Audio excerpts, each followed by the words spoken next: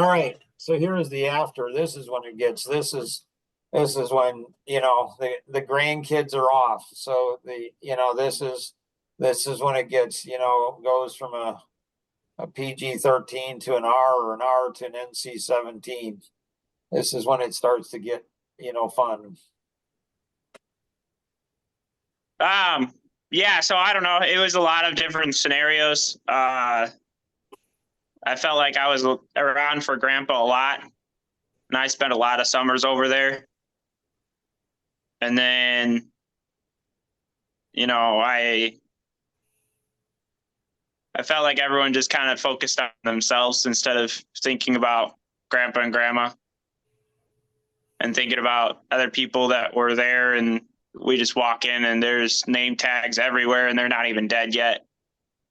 And so that stuff just, it's like, I remember being confused on why, and I asked and no one told me, and I asked again. And so, yeah, that stuff. So, did I not know the answer? Maybe. I don't remember. Or did I just give consideration to my siblings? Maybe. Honestly, I don't remember. I think what it is, there was so much guilt in the kids, and they're possessional. And so, I remember my mom asking me, Mark, what do you want? So I devoted the best years of my life to my parents and their vision, gave so much money and so much time and my family and everything. And, and, and it's just like no appreciation, nothing from the siblings, nothing for it, which is fine. But my mom and dad didn't even appreciate it. Like they didn't. They had no idea as to the sacrifices, the everything. They didn't understand. They didn't get it, and it's okay. So I'm like, no, Mom, I really don't need anything. So my regret is that that I didn't consider my wife and my kids well enough, and Ben the most, because Ben's the one that, without question, he served Grandpa. He served Grandpa, and then he just got shafted. Just shafted. The goofballs. They're just goofballs. Just goofballs. They had no idea because they're not around. They're not around. They don't see the sacrifices that Ben made. They have no idea. None. Like, and they don't want to know why, because they don't want to have any guilt. They don't want to have any shame. They don't want to have anything. All they want to do is feel that they're self-righteous people. Like we're really, really righteous. But that's just a pattern of their lives. It's just a pattern. It's just who they are. And that's okay. So Ben, can you remember why, like what specific things happened and who was it that actually, like what are the things that happened that got you believing that everybody was against you again except for your dad, in regards to the car? With the car scenario, I'm not sure 100% why I felt like everyone was against me. I thought I got an interaction with one of the cousins. I don't think it was one of yours. I thought it was the oldest one, Vern, I think. Josh? Glenn, probably. Oh, Dylan. Yeah, someone kind of questioned me and why. And I remember, I was 15, maybe 15 or 16. And so I was questioned me on why I even wanted it or what was the purpose of it. So I remember that. And then I remember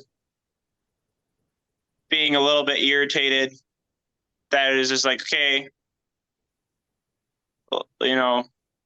now we start bidding on things. And so it's just to the point of where it's just like, I don't know.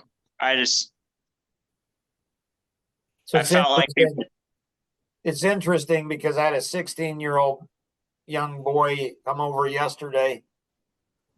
He's a client, and client's son and the client and his wife came over. And when we left, the dad went ahead and hugged me and teared up. He said, "Thank you so much."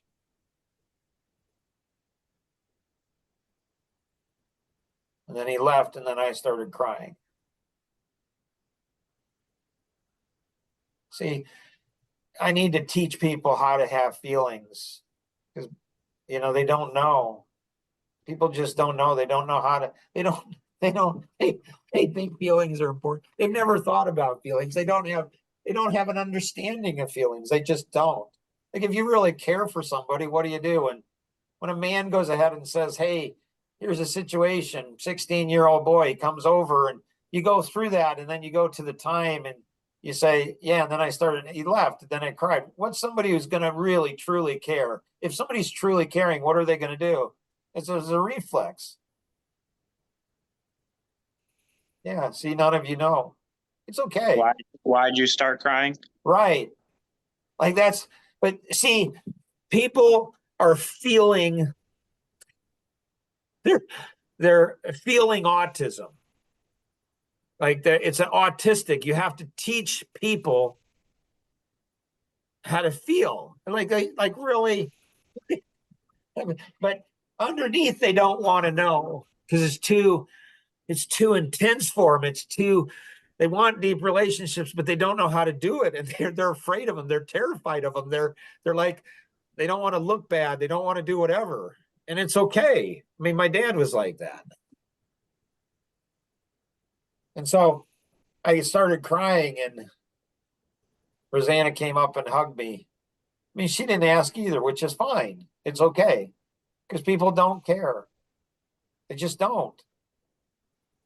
I mean, that's one possible option. Another option is she thought she knew why I was crying. I mean, 39 years of marriage, and she thinks she knows me. Really?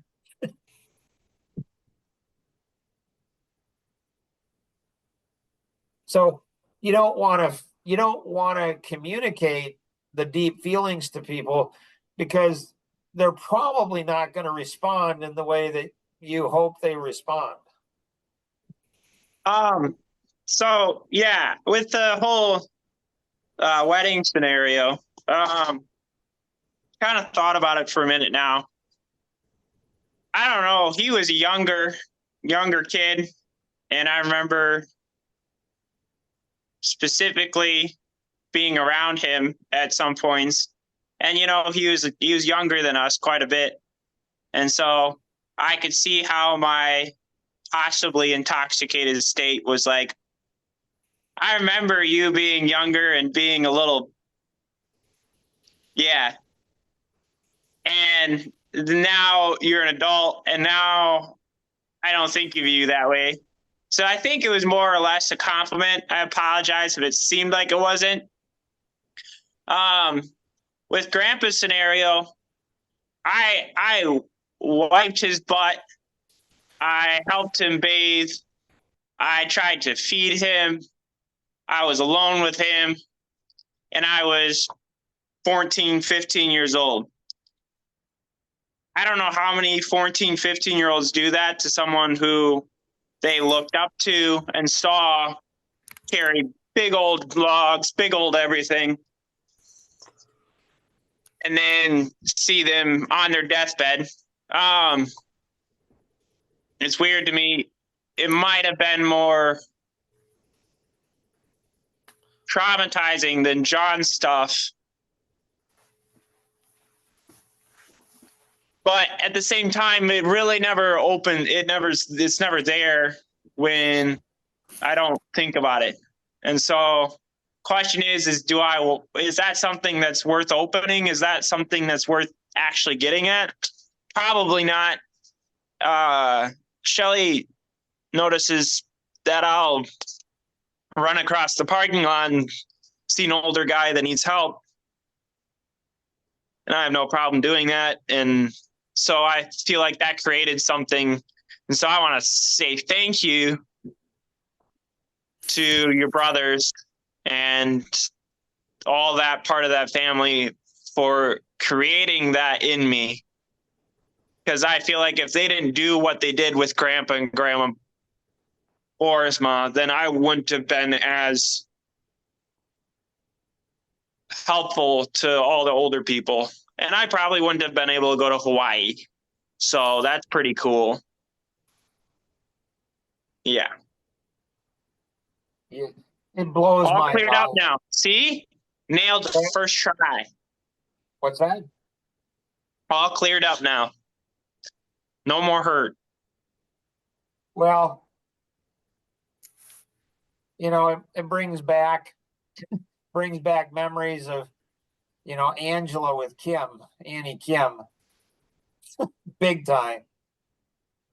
It brings back memories of Katrina with Grandma Earler and Grandma Boersma. Like my kids, it's like insane. It's just insane. And the adults, they're so clueless. They have no understanding because they don't want to. They just don't. And it's okay. They'll be who they've always been. I remember Ted, my brother's friend, he said the same thing to me at one point in my life. I remember we were at some kind of coffee connection or something, and he just like, yeah, I remember you being a little shit. And so that might have been another reason where it's just like, I don't know if it's like a torch pass or something. When you first said something to me, Uncle Ken, I was like, is that an insult? Like, is that something that might have been misconceived? But like when I first said it, I wanted to say, yeah, I think that was more or less a compliment, but I don't know. Yeah, this podcast is just crazy. I mean, Paul, is that like something that you would like, do you want me, we could recreate it? If you had said it to me now, I still don't think I would have remembered it a year from now. It did not mean much to me then, enough to even remember it. Clearly, it had a profound effect on my father, which I can understand that. But I don't know, just though. Maybe someone said it at his point because he was the youngest, wasn't he? What did you say, Ben? Well, he's the youngest, right? Yes. Yeah, right. So maybe someone didn't say it to him, and that's why it's traumatized him to this day, where no one passed him that torch. But I remember you were a little shit. So yeah, that's probably what it is, honestly, now that we figured that out. That's really cool. We're figuring all sorts of stuff out today. You said you're sorry. I didn't really want an apology for it. It didn't seem like it was something that hurt me at all. So, and even if it had, I don't think you should apologize for saying what you think is true. Just because. Right. Yeah. Help me understand, Paul, if you can, your dad. You said you understand your dad's. Help me understand that. I think sometimes he can be a little bit protective of me as the youngest. Just you? As the youngest of the four boys. And so maybe he's, I don't know, just a little bit more careful about what influences are on me and what is said. And honestly, I think Just you or the other my own fatherly instinct, like what we were talking about last night. If I were a father, I would want to just crush anything that threatens my child. So maybe I'm putting that on him. So why? I mean, Ben, it's pretty clear. Like a 14, 15-year-old boy, right, wiping his grandfather's butt. And it's a little bit more traumatic for me as a dad. Like I have a son that's doing more than the four boys are doing. That's a bit more traumatic than than my son calling you that. But for your dad, yeah, like, and everything he went through. Like, so why is it so traumatic for your dad to you when my son says something, but my son, he and his brothers and sisters do something for Ben to Ben, and it's not traumatic for me. I just laugh. I just think it's hilarious. I feel like it's part of it is just kind of like, I don't know, that's why I'm excited for, I don't know, with Ginger Ann's kids, and then there's Mel's kids. I mean, the boys more or less with Ginger Ann's boys. I just kind of want them to get their butt kicked one day. I want them to have a challenge where they can overcome it. I want to see that happen. But with Mel's kid, if anyone, and obviously the younger Ginger Ann's younger girls, if anyone gets in their way, I want to stomp them out to nothing. And so I feel like there's a little bit of a difference where it's just like the male and female versions for a older guy. It's where it's just like, I feel like a big part of a man's life and big part of them growing up is them having those kind of things happen to them, where it's a little bit traumatizing, but it also creates them into the man they are today. I don't think I'd ever view older people as I do without the stuff that happened with Grandpa and Grandma Boersma. And so I feel like that's a big part of my life that has helped me significantly. And so me calling Paul a little shit, you know, I thought it'd be probably more deep than it really was. But to that factor, it's definitely something that a lot of men should go through, is the factor of just little things like that could actually create them into be something awesome. See, Does that make sense? It's interesting is how traumatizing that was, you know. I mean, he was there for that, and he wasn't there for Paul at Jason and Melissa's wedding, but he did hear about it. But that didn't traumatize him at all. In the past, I've been very sensitive to words like that. Like someone saying to me something like Ben said to me. Okay. Like I'd say growing up. Okay. And my father's picked up on that before. And he's careful about the words he uses with me and any sort of negativity. Okay. And I think that's more what it is then. In my understanding of why it meant so much to him.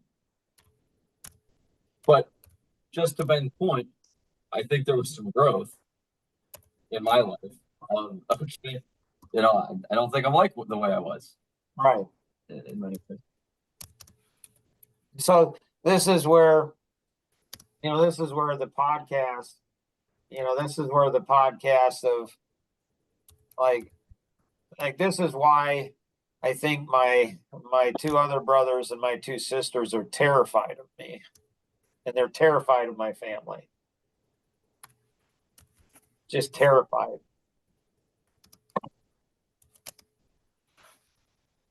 And I get it. I understand. See, it's only a matter of time. It's only a matter of time because before it hits the cousins and the grandkids. It's only a matter of time. And so it's like they're trying to protect. They're trying to protect their kids and how their kids think about them and how their grandkids think about them. Am I saying that's idolatry? Huh, interesting, right? Interesting. Or pride. Like they want their they at all costs, they want the people closest to them to think the most about them. Hey, Paul, how old are you now? 20? How old are you now? 20. 20 years old. I remember when you were a little shit.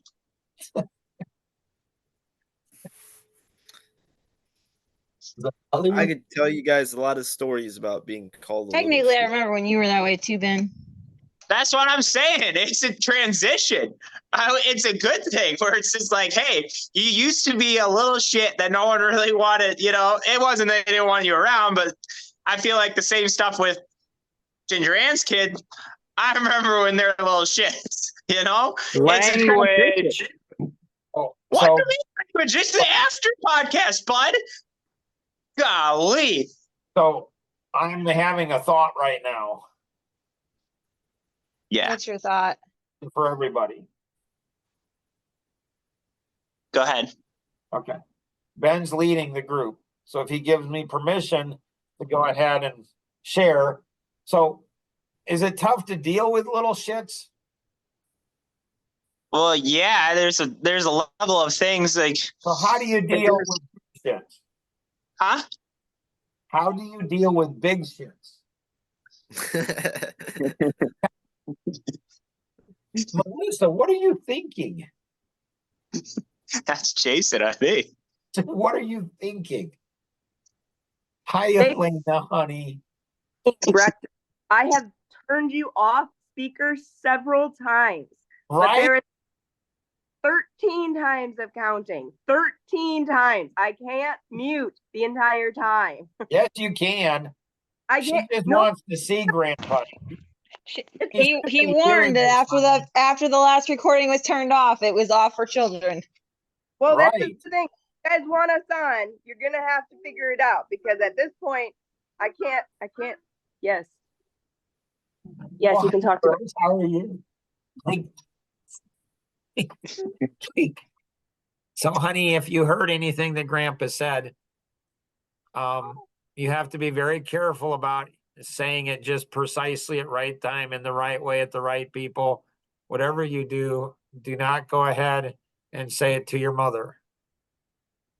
And if you do say it to your mother, whatever you do, don't blame your mother. All I can say is I heard that word come from my son this week, and I was never coming from his mouth again. So Right? That's what I'm saying.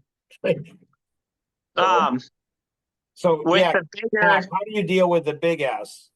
People who are big S's, Ben.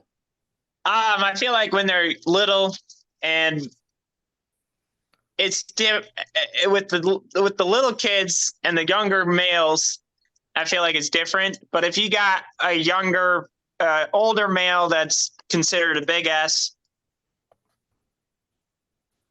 I don't know if it's even worth the time. It is. In my opinion, It is. I mean, yeah. Why is that, Mark? Why is that, Mark? Because the little S's see the big S's and they become the big S's. If they don't see the big S's, absolutely decimated. Waste treatment.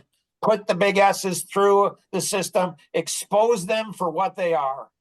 But that could be considered like violence, You push around a younger male or a younger kid that's 10 whatever 10 to 15 whatever. If you push them around, it's like, oh yeah, you just picking on them, making sure they grow up correctly. You start doing that to an older one, the cops might be called. Really? Do you want? Yeah. Like, I don't know. I'll pick Daniel upside down and dunk him in the water a few times. I don't have a problem doing that. But if I start trying to do that, joking.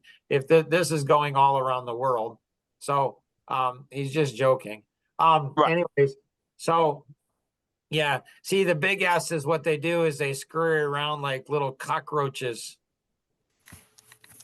They try to avoid you, and they're terrified of you if you have a bigger voice than they do, because as they're getting older, their voice is diminishing and they become more afraid, especially, because they haven't dealt with stuff. And so podcasts, it's like you're willing to go ahead and see, that's the thing. That's the pride and the arrogance of the Boersma family. Generational. Look good on the outside. But there's one of the Boersmas that, you know what? He doesn't care. And man, he's the most dangerous of all of them. And what we're going to do is we're going to punish his kids. You can try that. but they'll find their voice. And when they do, they'll be more dangerous than their dad is. They'll be more dangerous than their dad. And they're going to expose stuff. Before you die, maybe not. And maybe that's all you care about. You don't care about a legacy after you dead. All you care about is what people think about you when you're alive. Really? Jeepers.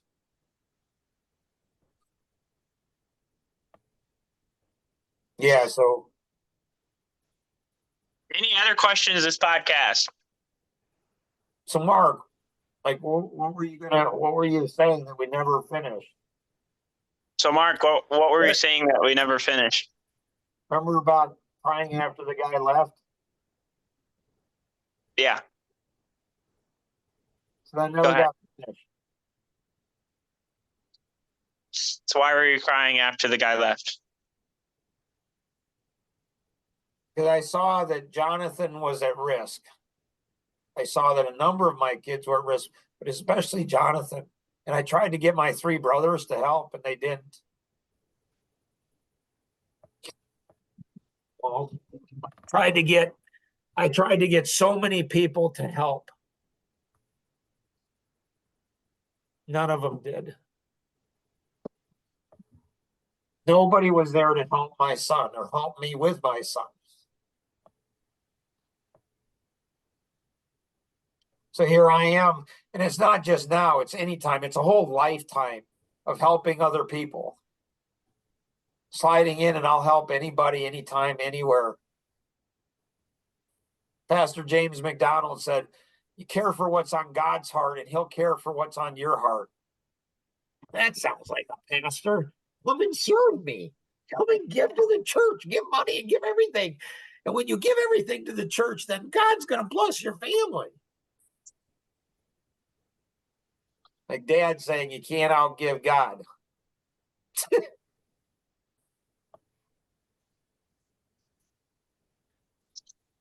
Financially. Like the amount of money that my dad got me to give to that church when financially our family wasn't in a position to do it and nobody stopped it. And it's like, it's weird. The other day I was talking to one of them and they said, well, I didn't really know. It's like, really? Really? You really didn't know? Like, that's like Rosanna's mom. I didn't really know that dad was sexually abusing his daughter. Like, and so it's weird to me. It's weird to me on how people who are raised Christian, devout Christian, conservative Baptists, and it's like they have no self-awareness and they have no awareness of who God is or what he's about. That's one option. Really? Maybe it's right. Like maybe it's right. Maybe you don't dismiss something. Like Joseph's brothers dismissed him. Jesus' siblings dismissed him. Like it's just goofballs. Just goofballs. But like I'm not a victim and my kids aren't either. My son is not a victim. They're victims. They are victims and they're weak. And that's okay, because maybe that's their life vision. I don't know. So, but can anybody even, this is what's weird about the quantum feeling model. Like it's so weird. Like it's so strange. It's like I didn't realize my feelings were important until I was 59 years old. And then I looked at it. Other people are so big, they don't realize they're misusing their feelings. They're using their feelings to harm other people. They don't even realize it. They're weaponizing their feelings. And they're so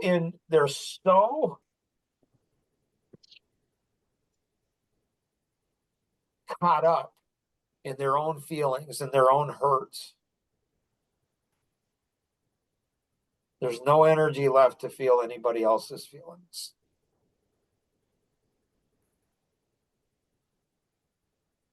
So they'll go ahead and on the battlefield, they'll kill a friendly. They'll gun him, shoot him in the head, stab him in the back. And they're friendly. They're supposed to be on the same side.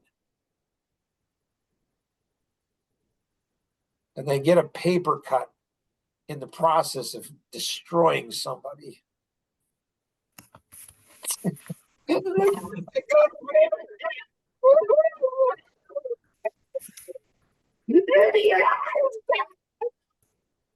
mean, seriously, that's what they do.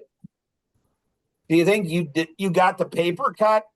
Like, so they just, it's like the amount of damage that they do or could do to people is unbelievable.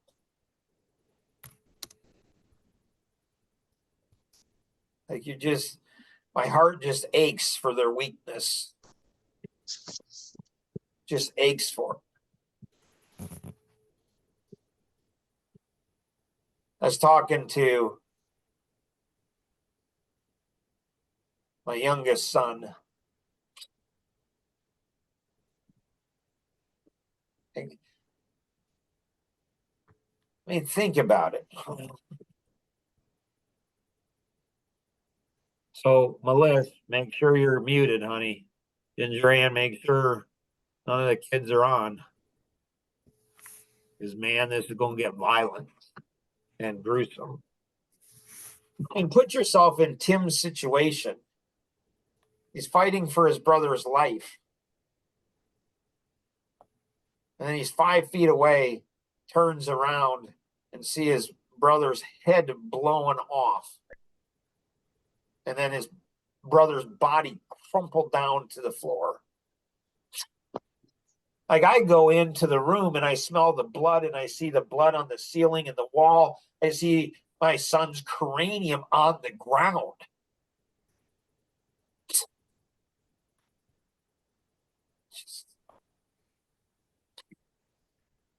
And you know, it's like, really? You poor soul, you. Like, lacking perspective. Like Dr. Kane, seminary. It's just. So I was on a podcast with Tim on Sunday. He and I do a podcast, and he's like, you know, if I had to do it all over again, I'm grateful and thankful that my brother died. Not that he died, but he's like, I couldn't be the person I am today. And you can talk to him about this and ask him what he meant. But I understood it. It's like he's thinking, it's the same mindset that I had at the age of 18 or 19.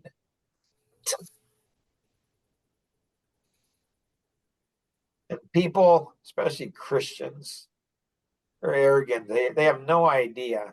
And they don't want to feel the pain. They just want to feel their own pain. They don't want to feel the pain. They want to feel that they were caring and loving brothers and sisters.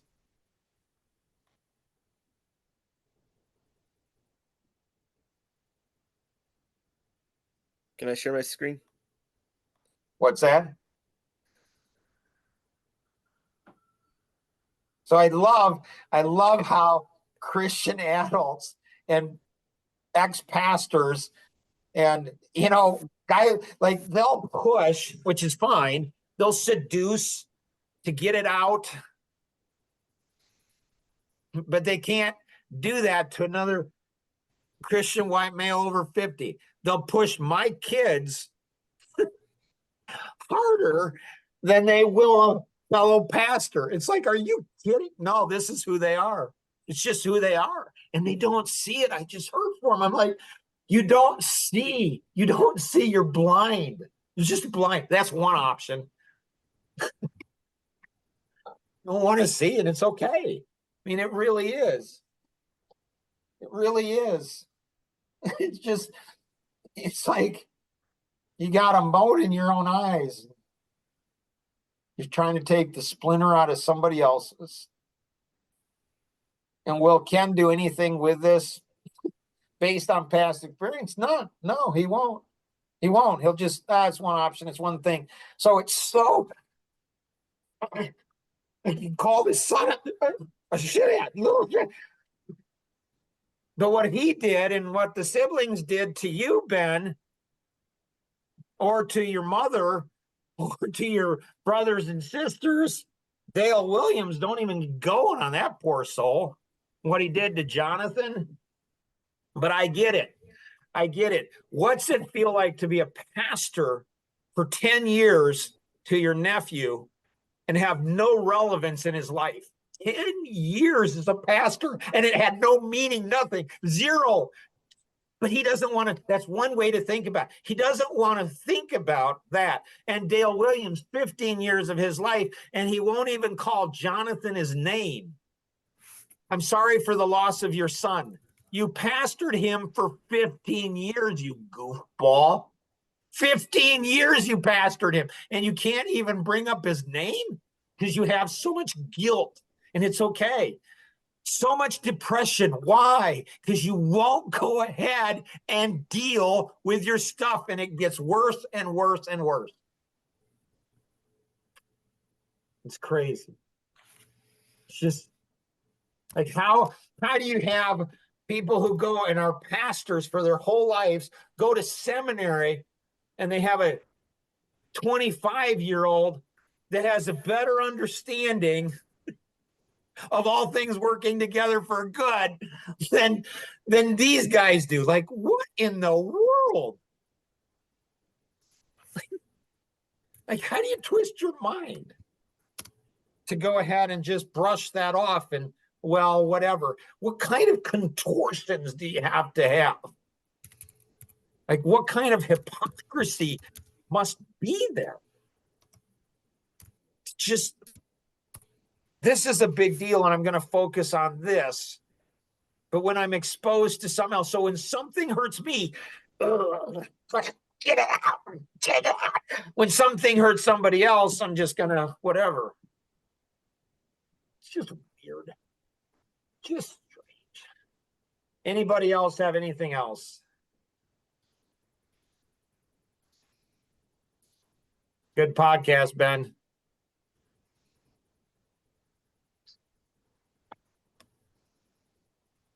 Anything else?